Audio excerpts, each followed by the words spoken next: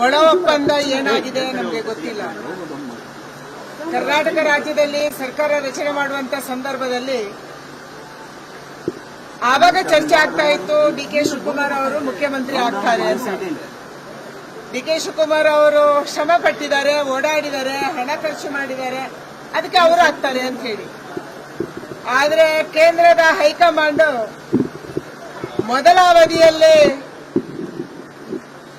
ಸಿದ್ದರಾಮಯ್ಯನವರನ್ನು ಮಾಡೋಣ, ಆಮೇಲೆ D K Shivakumar ಅನ್ನು ಮಾಡೋಣ ಅನ್ನುವಂತ ಮಾತುಗಳು ಅವತ್ತು ಕೇಳಿ ಬಂದವು.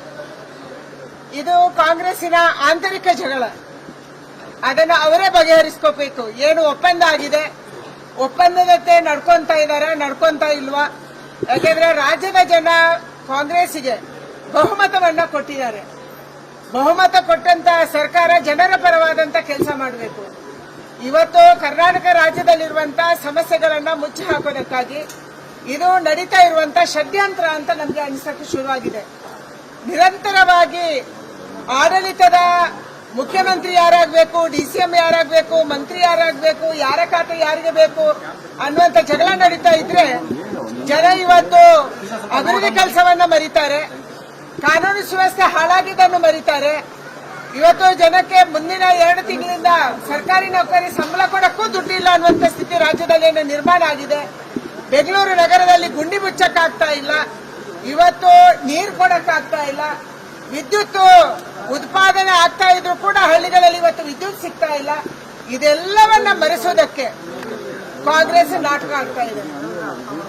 ಒಂದು ಕಡೆ ವಿದ್ಯುತ್ ಬಿಲ್ ಜಾಸ್ತಿ ಆಯ್ತು, ಎರಡನೇದಾಗಿ ಇವತ್ತು ಪೆಟ್ರೋಲ್ ಡೀಸೆಲ್ ಬಿಲ್ ಜಾಸ್ತಿ ಆಯ್ತು, ಮೂರನೇದಾಗಿ ಇವತ್ತು ನಾವು ಟ್ಯಾಕ್ಸ್ ಕಟ್ಟೋದು ಜಾಸ್ತಿ ಆಯ್ತು, ಸಬ್ ರಿಜಿಸ್ಟ್ರೇಷನ್ ವ್ಯಾಲ್ಯೂ ಜಾಸ್ತಿ ಆಯ್ತು. ಒಂದು ಬರೆಯ ಮೇಲೆ ಇನ್ನೊಂದು ಬರೆಯನ್ನ ಕಾಂಗ್ರೆಸ್ ಸರ್ಕಾರ ಆಗ್ತಾ ಇದೆ.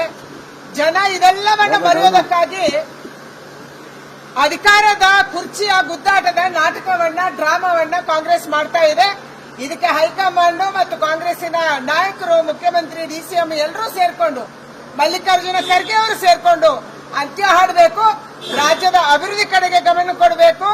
ಇವತ್ತು ಕೇಂದ್ರದ ಅನುದಾನವಾದ ಸರಿಯಾದ ರೀತಿಯಲ್ಲಿ ಉಪಯೋಗ ಮಾಡಿಕೊಂಡು ರಾಜ್ಯದ ಜನರ ಕಣ್ಣೀರನ್ನು ಒರೆಸುವಂತ, ರಾಜ್ಯದ ಜನರಿಗೆ ಸರಿಯಾದ ಕಾನೂನು ಸುವ್ಯವಸ್ಥೆ ಒದಗಿಸುವುದನ್ನು ಮಾಡಬೇಕನ್ನುವಂತ ಆಗ್ರಹವನ್ನು ನಾನು ಮಾಡ್ತಾ ಇದ್ದೀನಿ. ಇದೆಲ್ಲವೂ ಸುಳ್ಳು. ಅವರಿಗೆ ಮಾತಾಡಕ್ಕೆ ಅವಕಾಶ ಇದೆ. ಇವತ್ತು ಪಾರ್ಲಿಮೆಂಟ್ ಅಲ್ಲಿ ರಾಷ್ಟ್ರಪತಿಗಳ ಭಾಷಣಕ್ಕೆ ಅಭಿನಂದನಾ ಭಾಷಣ ನಡೀತಾ ಇದೆ. ಕೇಂದ್ರದಲ್ಲಿ ಒಂದು ಪದ್ಧತಿ ಇದೆ, ಪಾರ್ಲಿಮೆಂಟ್ ಅಲ್ಲಿ ಒಂದು ಪದ್ಧತಿ ಇದೆ.